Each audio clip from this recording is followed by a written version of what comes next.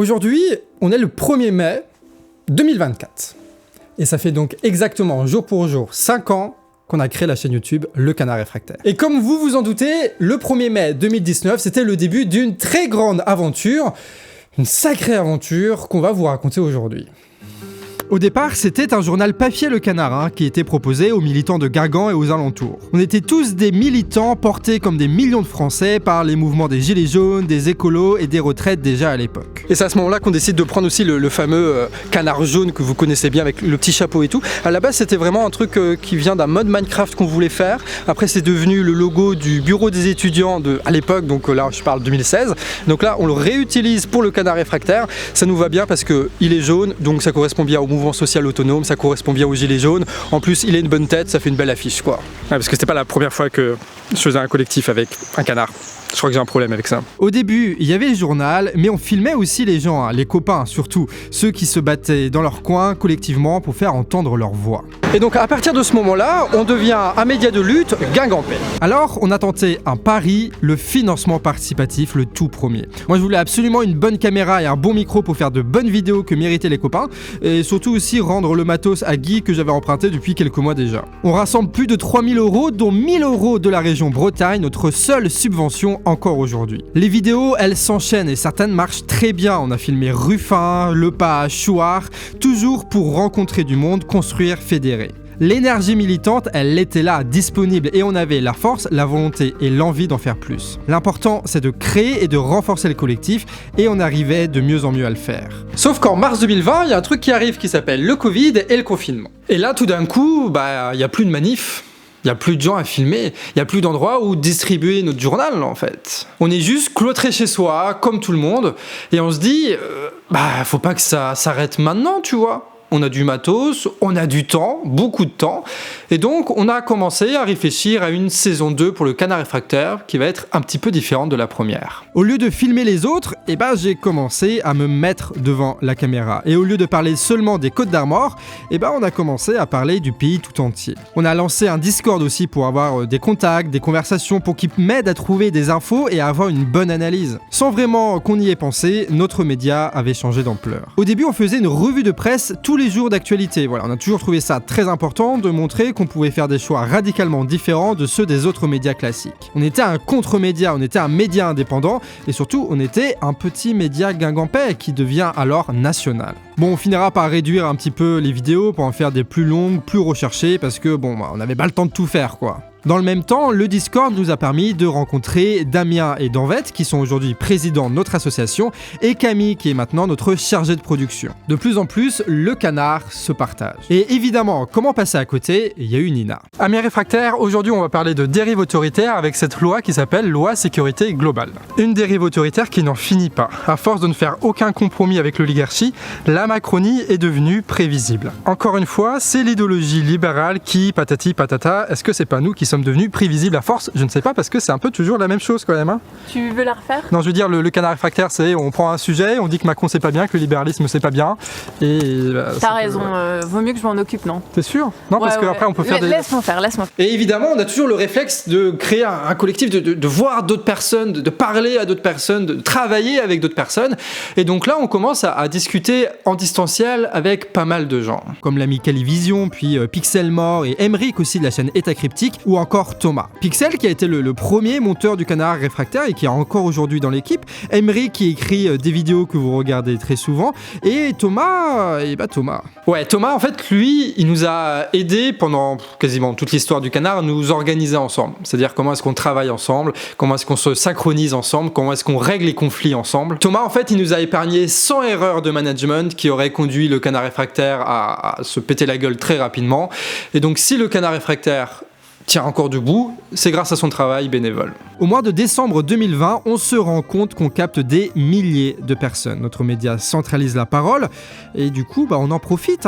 Le Discord organise l'université confinée du Canard Réfractaire, un grand événement d'éducation populaire sur Internet, diffusé chez Kali avec beaucoup d'invités. Et là, évidemment, ce qu'on vous présente, c'est ce qui a marché. Sauf qu'on en a laissé des choses derrière nous. Le Canard Réfractaire, c'est genre une réussite pour 9 échecs en réalité. En vrai, la structure, elle elle est toute jeune et pas très bien organisée. Pour te dire, aucun salarié du Canard Réfractaire n'est diplômé pour ce qu'il fait au Canard Réfractaire. On est des militants, on est des autodidactes et du coup, on apprend les choses, mais il faut le temps de les apprendre. Et puis personne n'a été formé pour diriger un média.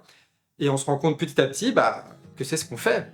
On dirige un média. L'échec, on l'a plutôt ressenti avec cette histoire de l'ASFAM, tu sais, on a mené une enquête contre cette société d'assurance, on a recueilli des témoignages, des documents que personne n'a pu voir hors de la boîte. C'est notre première vraie enquête maison, mais c'est aussi la première fois qu'on a vraiment pris des coups. Parce que l'ASFAM, ils ont fait pression et du coup j'ai perdu mon logement à ce moment-là. Bon après je dis ça, mais en vrai, l'appartement il était pas fou, il y avait pas de prise électrique et il y avait un nid d'abeilles juste à côté de la fenêtre. Mais en tout cas cette affaire ça nous fait un peu le cuir et puis en plus ça nous donne un peu raison parce que ça montre bien que avec un média, on peut faire peur aux puissants, on peut taquiner les puissants, on peut même faire tomber des puissants. Donc si on peut le faire avec l'ASFAM, peut-être qu'on peut le faire avec d'autres. Ce média, on allait le faire vivre, on allait lui donner de la puissance. Enfin, quand je dis on, c'est nous, mais c'est surtout vous. À l'époque, beaucoup de gens sur Internet sont financés par des sponsors, par des marques qui les paient pour faire la promotion de leurs produits. Et les travailleurs de ces nouveaux médias ont parfois des conditions de travail qui sont pourries en auto-entreprise pour maintenir une rentabilité globale au mépris de leurs conditions de vie. Et nous, dès le début, on refuse ce modèle. On veut vivre, pas survivre. Et ça, c'est le modèle le plus commun. Mais même à gauche, on a le modèle Usul qui nous plaît pas. On voit Mes chers contemporains, une belle émission, mais tenue seule, qui va être remplacée par un édito hebdomadaire chez Mediapart.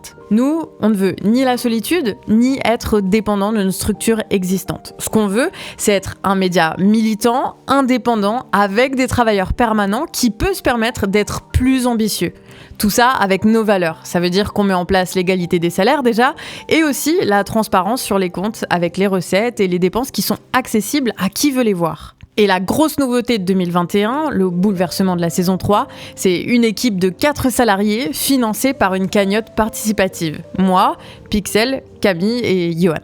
Notre habitude, c'est de faire un financement annuel, et là, on en fait un autre, et vous êtes encore au rendez-vous. C'est la marque de la saison 2021-2022. On tente des sujets qu'on n'avait jamais abordés. Et on est ambitieux dans la mise en scène, les lieux de tournage et dans les angles qu'on prend. On reprend même le fameux projet de revue de presse hebdomadaire. On est pris d'euphorie, on veut tout faire, tout tester, tout découvrir. Même s'il faut passer nuit blanche pour faire un seul plan de vidéo, on le fait. En février 2022 arrive Debbie avec sa boîte à outils d'analyse économique et géopolitique. On dit alors au revoir aux vidéos qui répètent les analyses du monde diplomatique et on commence à charbonner pour nous-mêmes comprendre le monde. On crée une pensée réfractaire qui grandit projet après projet. Ce qui fait qu'avec Debbie, soudain, on est armé pour pouvoir traiter les questions internationales au moment même où celles-ci vont prendre une énorme importance dans l'actualité. Comme quoi on a beau improviser, des fois ça tombe bien. Debbie l'intellectuel, mais aussi Debbie la révolutionnaire, qui pense le monde pour le transformer et qui associe chacune de nos analyses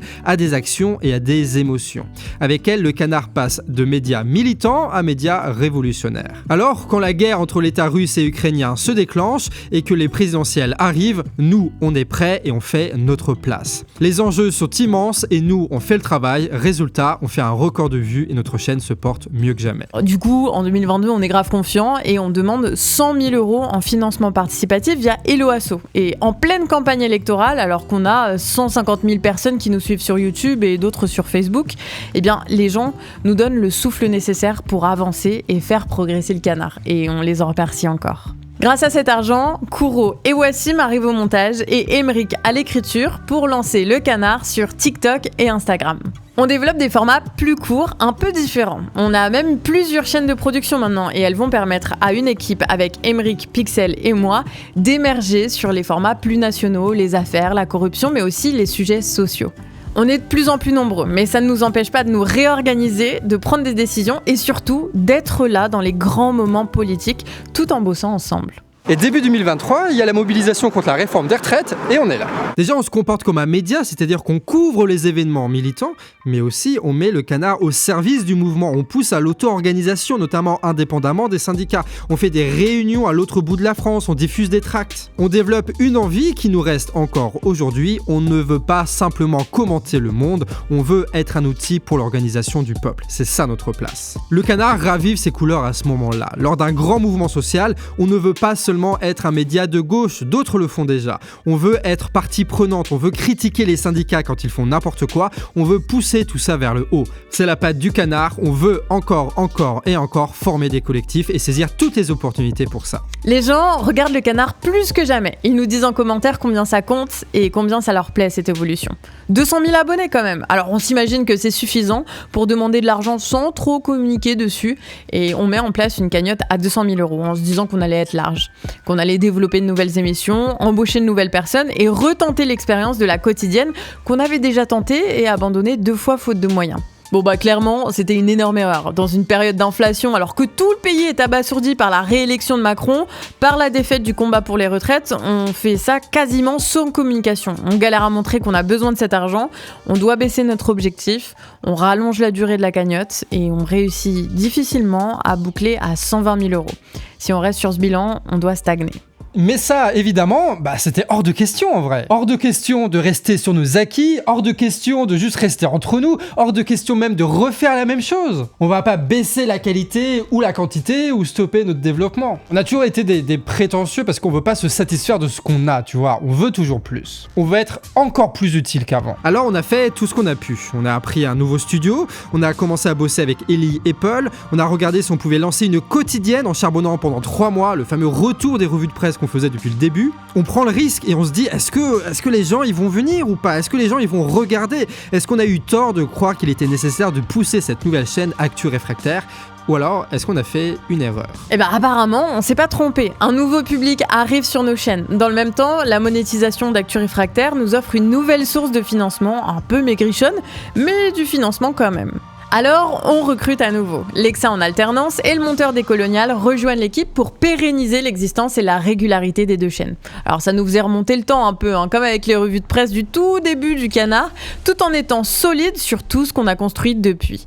Et ça nous a pas empêché de continuer à poster entre 2 et 3 vidéos chaque semaine sur la chaîne du Canard Réfractaire. On s'est même mis à proposer des nouveaux formats et toujours plus d'exploration de sujets variés. Et vu qu'on galérait sur la com, on a décidé d'embaucher Betsy, celle qui était là depuis le début du Canard en bénévole et qui signe enfin un CDI chez nous. On prend aussi Antoine en stage pour aider sur la com le temps de la cagnotte. Bref, on n'a rien lâché. Et aujourd'hui, sur la chaîne YouTube qu'on a créée donc il y a exactement 5 ans, vous êtes 300 000. Il y a des dizaines de milliers de vues chaque jour, sur chaque réseau, sur chaque vidéo, sur les vidéos quotidiennes d'Actu Réfractaire, comme sur les grandes vidéos internationales, dans les décryptages, dans le monde militant, avec les shorts. Des millions de vues si on cumule tout ce qu'on a fait en 5 ans. Et encore maintenant, on continue de lancer des projets et vous êtes encore là pour les soutenir, même 5 ans après. Moi, j'ai l'impression que, globalement, on capte qu'on a besoin de plus que de simples commentateurs de la vie politique, tu vois. Et de ce gros travail-là, de faire plus que ça, de s'organiser pour faire autre chose que simplement commenter et faire des analyses, ce gros travail-là, nous, on veut prendre notre part. On veut, avec notre petite pioche, comme ça, taper dans le truc. On ne sera pas les seuls, mais on veut le faire. Et on a surtout hâte de savoir comment tout ça va évoluer, quoi. Hâte de savoir ce que nous réservent les prochaines saisons du Canard Réfractaire.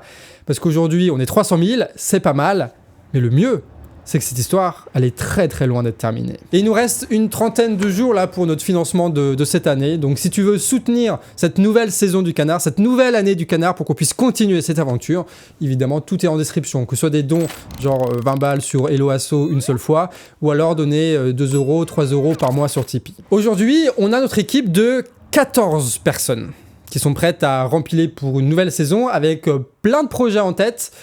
Ouais, normalement, vous ne devrez pas vous ennuyer.